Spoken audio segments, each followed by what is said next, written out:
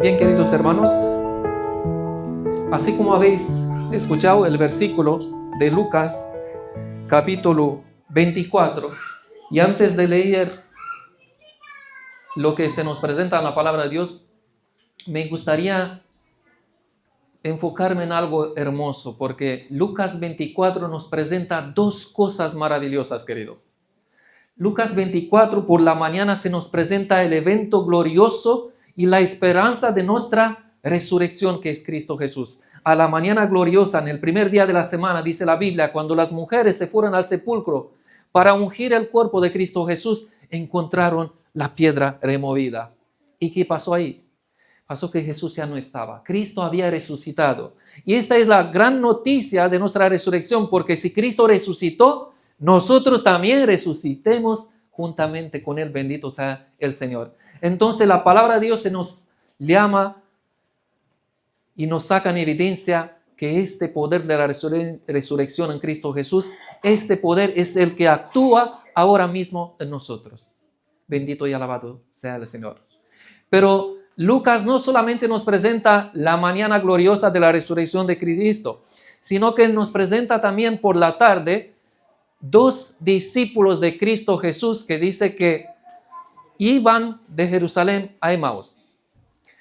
Y quiero que saquemos algunas enseñanzas preciosas del texto bíblico que yo creo que es fundamental para nuestra vida espiritual. Y vamos a leer todo este contexto para tener presente y poder asimilar todo lo que el Señor nos quiere enseñar hoy. Así que os invito a que abrís la palabra de Dios en Lucas 24 y vamos a leer desde el versículo 13. Y dice la palabra de Dios: he aquí, dos de ellos iban el mismo día a una aldea llamada Emaús, que estaba a 60 estadios de Jerusalén, y iban hablando entre sí de todas aquellas cosas que habían acontecido. Sucedió que mientras hablaban y discutían entre sí, Jesús mismo se acercó y caminaba con ellos. Mas los ojos de ellos estaban velados para que no le conociesen. Y les dijo: ¿qué pláticas son estas que tenéis entre vosotros mientras camináis? ¿Y por qué estáis triste? Respondiendo uno de ellos, que se llamaba Cleofas, le dijo: ¿eres tú el único forastero en Jerusalén que no has sabido las cosas que en ella han acontecido en estos días? Entonces él les dijo: ¿qué cosas? Y ellos le dijeron: de Jesús Nazareno, que fue varón profeta, poderoso en obra y en palabra delante de Dios y de todo el pueblo, y cómo le entregaron los principales sacerdotes y nuestros gobernantes a sentencia de muerte y le crucificaron. Pero nosotros esperábamos que él era el que había de redimir a Israel. Y ahora, además de todo esto, hoy es ya el tercer día que esto aconteció. Aunque también nos ha asombrado unas mujeres de entre nosotros, las que antes del día fueron al sepulcro, y como no hallaron su cuerpo, vinieron a diciendo que también habían visto visión de ángeles, quien le dijeron que él vive. Y fueron algunos de los nuestros al sepulcro, y hallaron así como las mujeres habían dicho, pero a él no le dieron. Entonces él les dijo: oh insensatos y tardos de corazón, para creer todo lo que los profetas han dicho. ¿No era necesario que el Cristo padeciera estas cosas y que entrará en su gloria? Y comenzando desde Moisés y siguiendo por todos los profetas, les declaraban todas las escrituras lo que de él decían. Llegaron a la aldea a donde iban y él hizo con que iba más lejos. Mas ellos lo obligaron a quedarse diciendo: quédate con nosotros porque se hace tarde y el día ya ha declinado. Entró pues a quedarse con ellos, y aconteció que estando sentado con ellos a la mesa, tomó el pan y lo bendijo y lo partió y le dijo. Entonces les fueron abiertos los ojos y le reconocieron, mas él se desapareció de su vista, y se decían el uno al otro: ¿no ardía nuestro corazón en nosotros mientras nos hablaba en el camino y cuando nos abría las escrituras?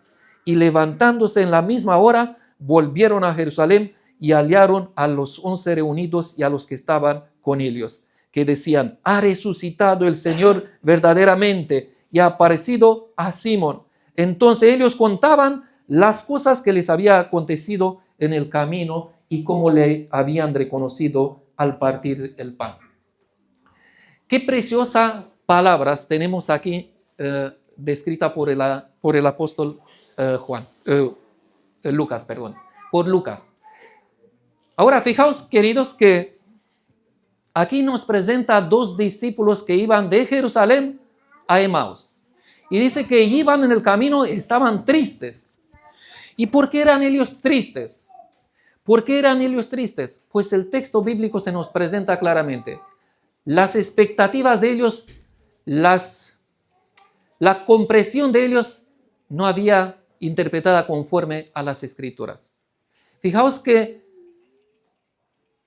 ellos esperaban, dice el texto bíblico, ellos esperaban a Jesús como un rey terrenal que iban a redimirlo de la esclavitud del imperio romano, que se va a restaurar el reino en Jerusalén.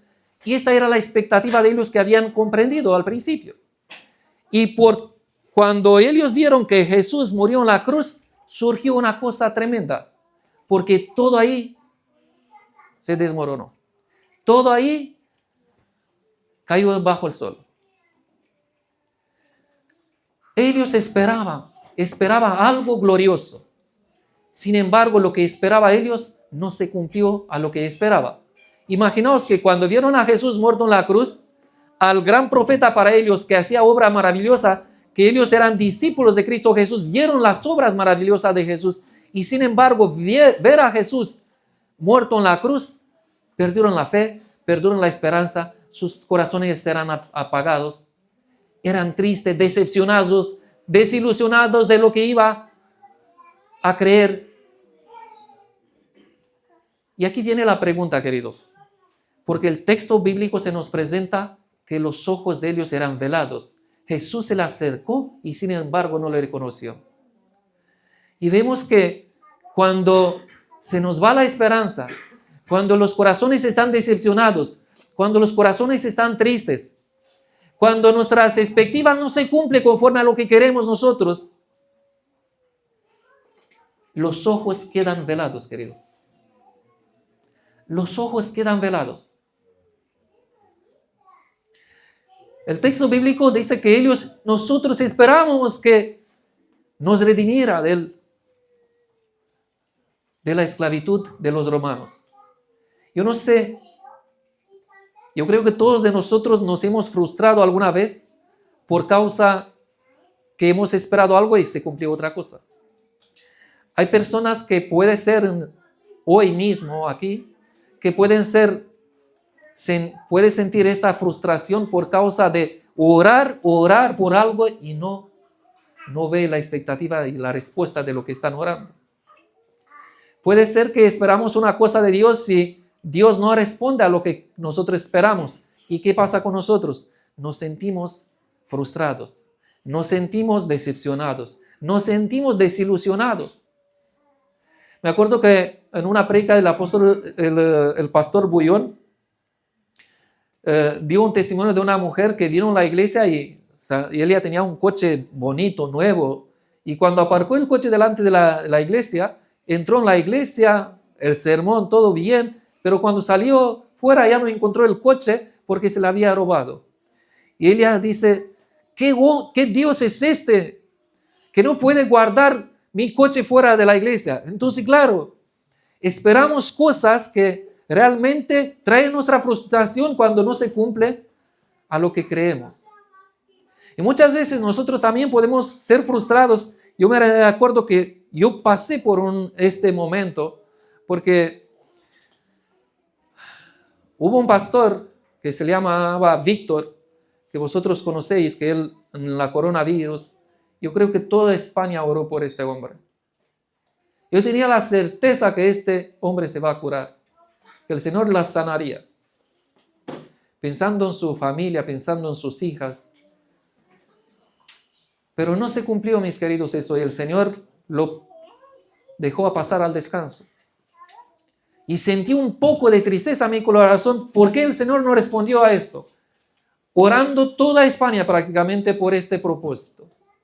Y a veces nosotros no podemos comprender las expectativas del Señor. y nos frustramos. Las mayores frustraciones llegan por interpretación equivocadas.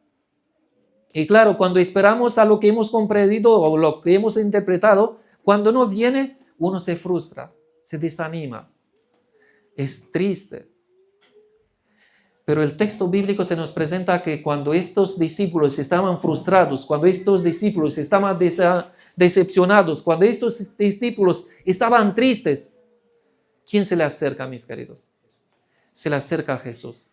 Cuando tú estás decepcionado, cuando tú estás en tristeza, cuando tú estás frustrado por alguna cosa, Jesús siempre se acerca a ti.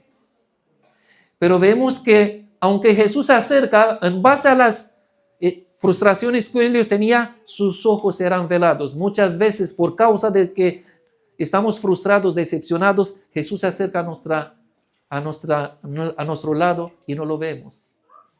¿Por qué? Porque la fe de estos discípulos estaban abajo, ya habían perdido esta fe, ya habían perdido la esperanza, porque su concepto era de que Cristo veniera para salvarlo y liberarlo de la esclavitud del Imperio Romano. Y esto no se cumplió, porque cuando ellos vieron a Cristo en la cruz crucificado, vieron fracaso. Sin embargo, cuando comprendieron la cruz que mostró a Cristo crucificado, fue el mayor triunfo de Cristo Jesús, bendito sea el Señor. Entonces, en base a estas cosas, nos damos cuenta que pasa cosas en nuestra vida y somos frustrados. Pero sin embargo, Jesús se acerca. Y el texto, hay una palabra que en el griego dice que Jesús se acercó intencionalmente, o sea, con intención.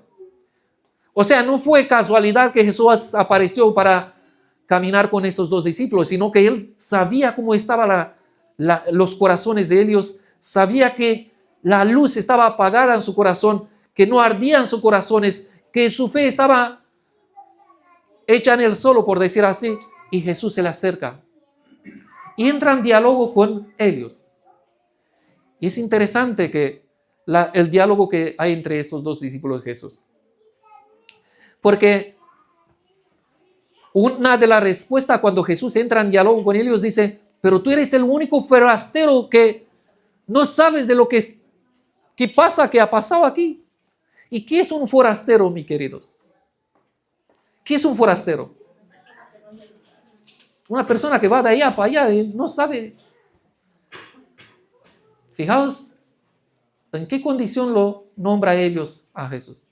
¿Qué palabra utiliza ellos a Jesús? Forastero. Pero me llama muchísimo la atención porque el texto sigue diciendo. Y el texto bíblico dice, oh insensatos de corazones y tardo de corazón. Oh queridos, ¿cuántas veces puede que nosotros hemos interpretado las escrituras mal y pensando en lo que hemos interpretado, el Señor no ha cumplido su expectativa? Y el Señor viene, oh insensatos y tardos de corazón. ¿Y qué hace Jesús? Jesús va directamente a las escrituras. Y las escrituras le muestra desde Moisés hasta los profetas todo lo que estaba escrito de Jesús y todo lo que le iba a pasar a Jesús. Pero ahora hay una cosa que me llamó mucho la atención. Queridos, ¿no le había dicho Jesús tantas veces a los discípulos que era necesario que mueran en la cruz? ¿Le había dicho antes? ¿Sí o no? Si leéis los evangelios, en todos los evangelios encontramos cómo Jesús le mostraba, le explicaba claramente que era necesario que iba a padecer y morir en la cruz y resucite el tercer día. Ahora, ¿por qué? Si Jesús le iba diciendo todo rato todas estas cosas, incluso Jesús mismo le había dicho que el Hijo del Hombre había venido para salvar lo que se había perdido. ¿Por qué ellos no comprendieron? Porque vemos que ninguno, incluso las mujeres que se fueron al sepulcro, le costaba creer estas cosas. Vino las mujeres después que le aparecieron los ángeles, vino a los discípulos, le cuenta a los discípulos, ¿creyeron? No creyeron tampoco ellos. Se va Pedro con Juan corriendo al sepulcro, no lo encuentra. ¿Creyeron? Se le aparece Jesús. Y cuando se le aparece Jesús, estaban todos reunidos. Creyeron, se asustaron. Jesús tuvo que decirle, mira aquí, mis manos, soy carne y sangre. Dame algo de comer para que veáis que yo soy. Y aún así, le costaba. Pero hay una cosa que me llama la atención. ¿Qué hicieron los fariseos después que Cristo murió? Ellos se fueron a Pilato y le dijeron a Pilato que mande guardia. ¿Para qué? Pero ellos se quedaron con esto en la mente, fijaos. Sin embargo, los discípulos no comprendieron y no se quedaron con nada. Tantas veces que Jesús le había dicho que van a resucitar el tercer día. Impresionante. Ahora, os quiero poner una pregunta. ¿Por qué Jesús, cuando le apareció a los discípulos, no le enseñó las manos, no se mostró, no hizo un milagro para que vean ellos que era Jesús? Y tuvo que esperar a presentarle toda la escritura desde Moisés hasta los profetas. ¿Por qué creéis vosotros? Porque Jesús podría hacerlo, ¿no? ¿Y por qué no lo hizo?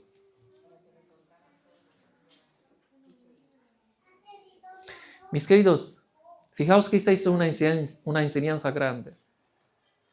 Si Jesús podría hacer un milagro y yo me imagino que los discípulos se llenaba todo de emoción y bueno, era una emoción más. Pero Jesús quiso restablecer su fe porque solamente la fe viene por el oír y el oír por la palabra de Dios. Ellos habían perdido la fe en Cristo Jesús. Ellos necesitaban ser restaurados y fundados en la palabra de Dios. Y por eso Jesús le mostró las escrituras desde Moisés hasta los profetas de todo lo que iba escrito en las escrituras y todo lo que le iba a pasar a Jesús. Ahora, hay otro detalle muy importante. Dice que cuando llegaron, ya era de noche y ellos insistieron, casi lo obligaron a Jesús, pero es interesante que el texto dice que Jesús se hizo como que quería irse para adelante, ¿no? Y los discípulos dicen que no lo dejaron, lo obligaron. No, quédate con nosotros. Qué hermoso es esto, porque aquí tenemos una enseñanza preciosa.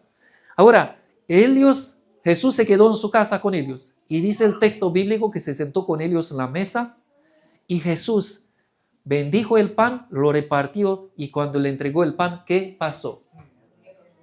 Se abrieron los ojos.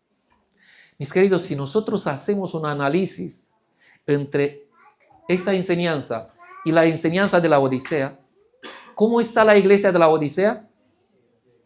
Está cegada, tiene un velo. Bueno, no está ciega por completo, porque si le falta el colirio, significa que no está ciega por completo, pero tiene los ojos velados.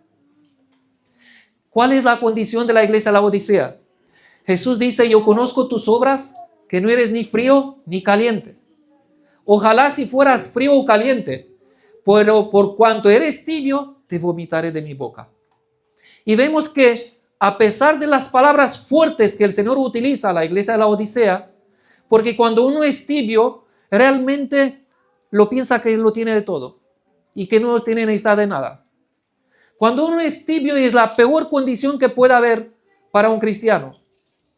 Y nosotros vemos que lo que produce la tibieza a la iglesia de la Odisea es porque Cristo, ¿dónde está? A la puerta. Jesús, fijaos que Jesús hace un llamado a esta iglesia y dice, he aquí yo estoy a la puerta y llamo. Si alguno oyere mi voz y abre, yo entraré a él, cenaré con él y él conmigo. Ahora, estos discípulos abrieron la puerta de su casa, abrieron la puerta de su corazón. Jesús entró y cumplió su promesa. Cenó con ellos. ¿Qué pasó cuando cenó con ellos? Se abrieron sus ojos. Queridos, ¿qué es lo que quiero decir? La iglesia de la Odisea, vosotros sabéis que representa a la iglesia del tiempo final, antes de la venida de Cristo. Aparte, como sabemos que Odisea es el juicio ha comenzado y esta La iglesia de la Odisea es el periodo de tiempo desde 1844, cuando comienza el juicio, hasta la venida de Cristo Jesús. Jesús está llamando a la puerta, mis queridos. Pero depende de nuestra decisión si hoy queremos abrir el corazón a Cristo. Porque cuando Cristo entra en el corazón, la tibieza desaparece. Cuando Cristo entra en el corazón y cena contigo, el velo de tus ojos se cae. Este es el gran problema del pueblo de Dios hoy, porque están velados. Sus corazones están fríos, apagados. No hay esperanza. Y ahora quiero decirle una cosa.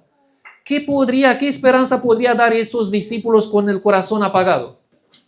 ¿Tenían esperanza? ¿Tenían fe? ¿Cómo podría ellos dar un mensaje de Dios si sus corazones estaban apagados? No podría. No podría, queridos. Y me llama la atención que cuando ellos vieron que era el Señor Jesucristo, dice el deseo de toda la gente, se levantaron para ponerse de rodilla y dijeron, Jesús ha resucitado. Pero al momento que quisieron hacerlo, Jesús desapareció. Y ahí viene el versículo clave y el enfoque que quiero hacer en esta mañana. Dice, no ardía nuestros corazones cuando nos abría las escrituras y nos mostraba todo lo que decía la escritura sobre él. Y queridos, fijaos que yo no sé, se me pone la piel de gallina cuando pienso esto.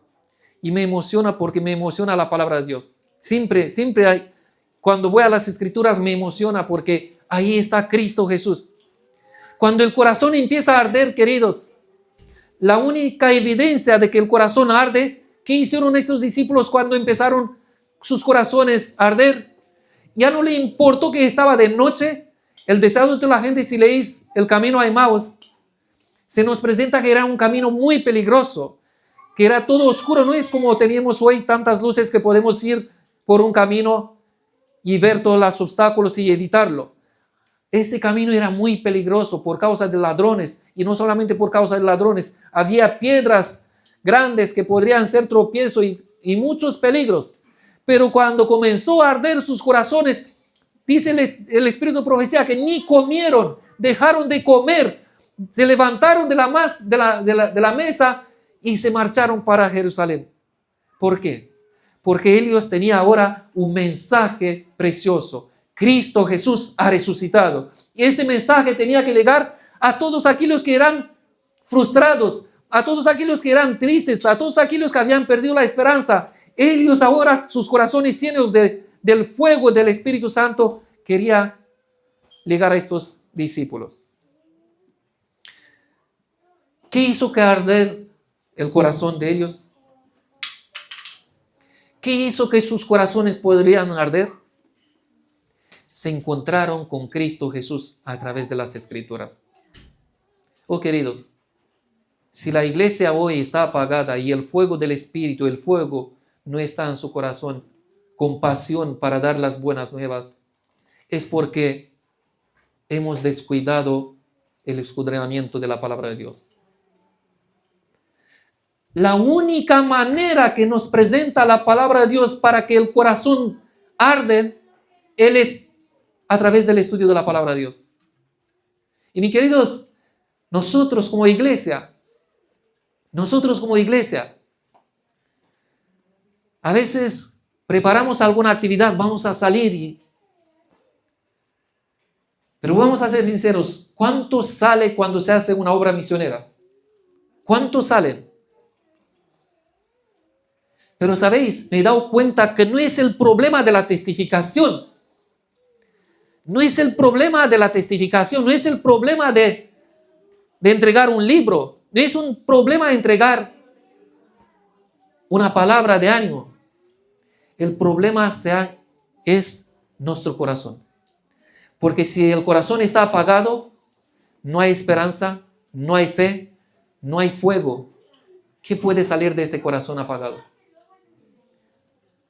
No puede salir nada. Y me he dado cuenta que el enemigo ha hecho cosas tremendas, así como en el principio, empezó a perseguir a los cristianos, a matarlo. Y como mataba a uno, se convertía a 20.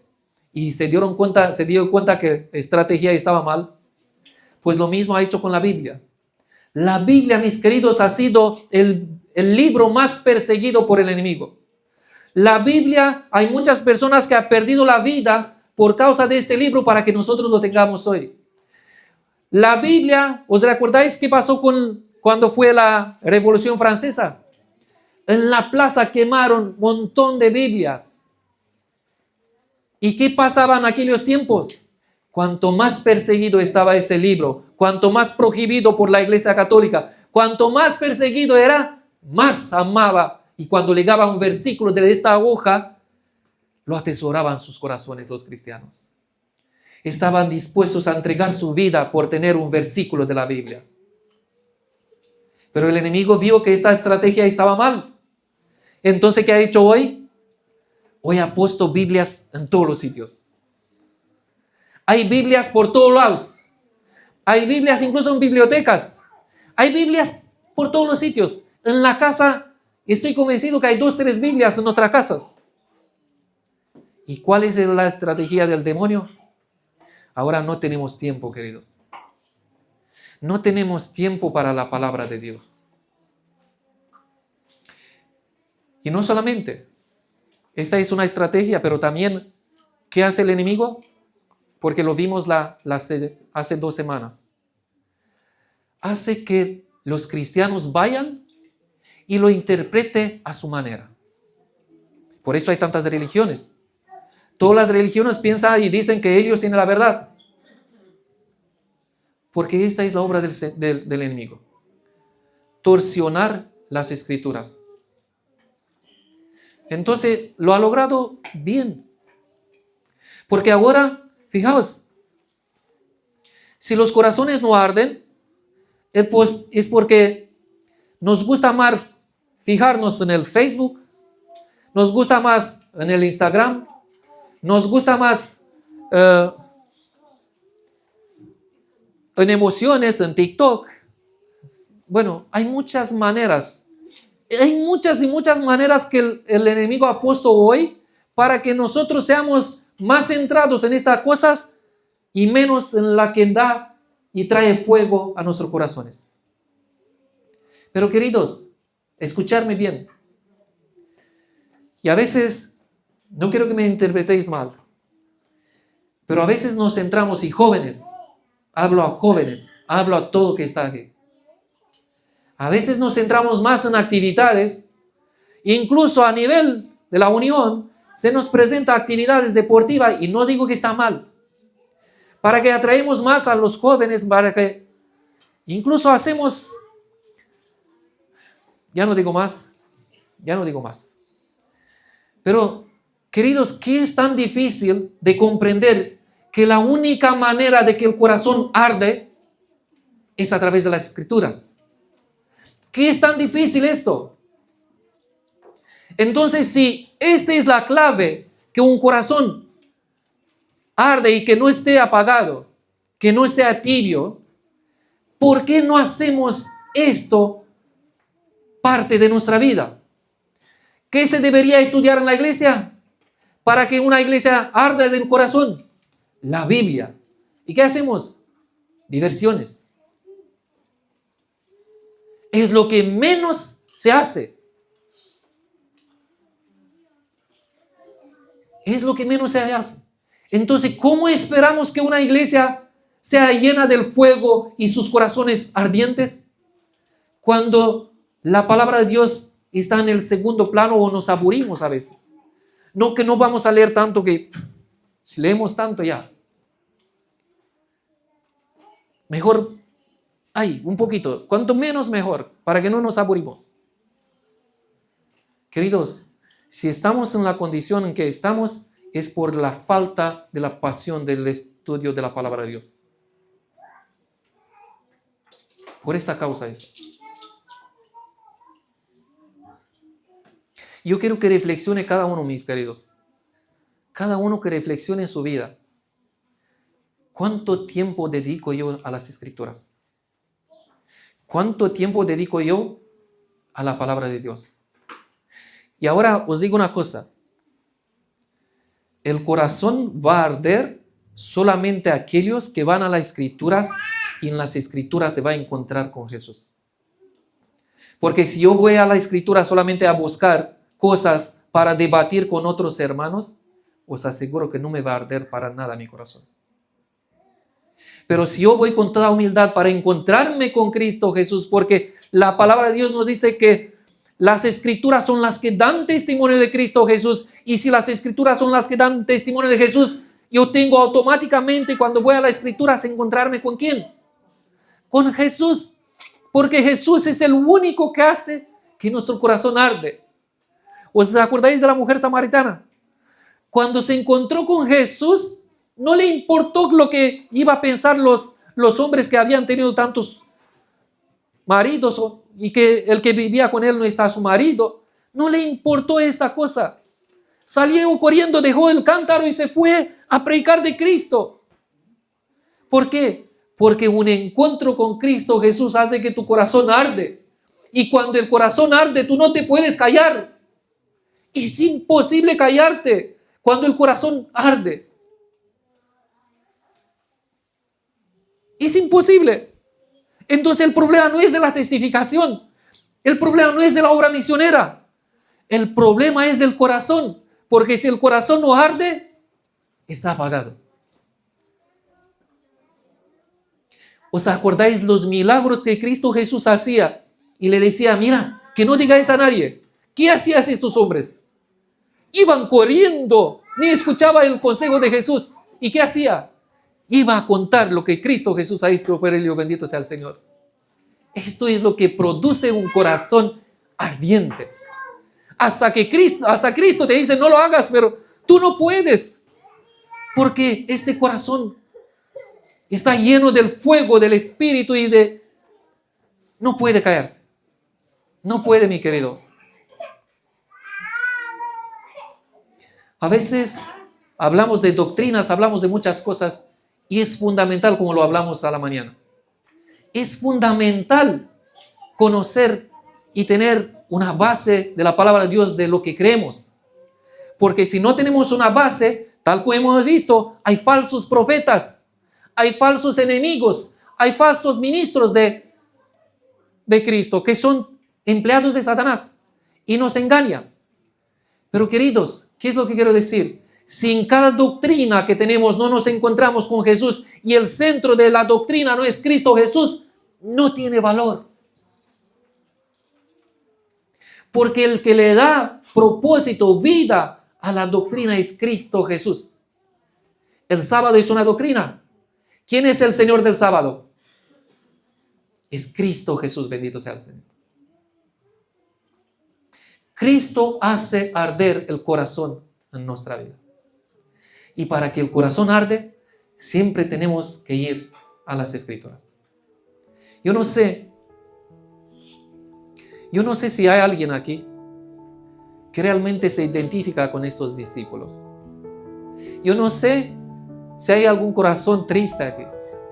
Yo no sé si hay alguien que realmente está orando por una cosa y todavía no ha visto la respuesta y puede sentir una decepción, puede sentir una frustración, incluso que su fe se apague. Yo no sé. Pero si hoy hay alguna persona, yo quiero que se ponga de pie y que venga aquí. Si hay alguna persona que realmente necesita que su corazón arda, que hay alguna persona que realmente necesita volver a encontrarse con Jesús y su corazón sea lleno de pasión por Cristo Jesús, yo los invito aquí. Yo no sé, yo no quiero que vengáis. Si veis a una persona, bueno, voy a ir también yo. El Señor hace un llamado hoy solamente a aquellos que realmente sienten en su corazón que se alejaron de los principios de Dios o que su corazón perdieron de vista a Cristo Jesús y su corazón está tibio o su corazón está apagado. Y hoy quiere venir delante del Señor y decirle, Señor, puede ser que yo en este camino he perdido de vista he perdido de vista a ti. Pero hoy quiero ponerme en tus manos. Hoy quiero que tú obres con tu Santo Espíritu. Hoy quiero que tú me das el querer como el hacer para que yo pueda estudiar la palabra. Porque tomo la Biblia y cuando tomo la Biblia no entiendo nada. Cuando tomo la Biblia igual no siento ese deseo, esta pasión y no me encuentro contigo. Tomo la Biblia y me aburro. Tomo la Biblia y no me da ganas de leerlo. Dame tú la fortaleza, dame tú el poder, pon tú en mí este poder para que yo pueda escudriñar las Escrituras y encontrarme contigo. Porque yo quiero que mi corazón arda. Yo quiero no callarme. Yo quiero dar testimonio de esta fe. Yo quiero dar testimonio de ti. Yo quiero presentar al mundo este fuego que arde en mi corazón.